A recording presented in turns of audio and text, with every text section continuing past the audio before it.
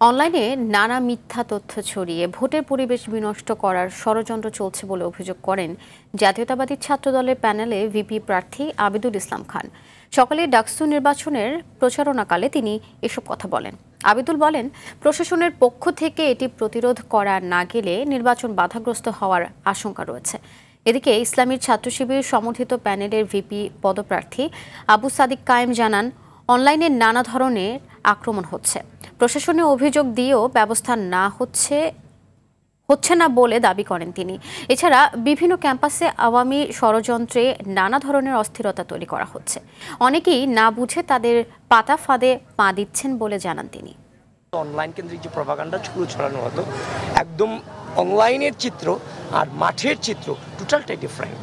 সুন্দর, সুস্থ, সহনশীল, শ্রদ্ধা ও স্নেহের রাজনীতিতে আমরা প্রবেশ করেছি।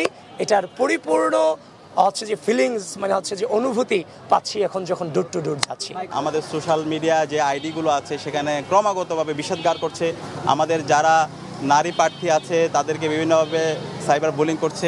এখন পর্যন্ত যে অভিযোগগুলো দিয়েছি কোনোটার কার্যকর ব্যবস্থা গ্রহণ করা হয় নাই।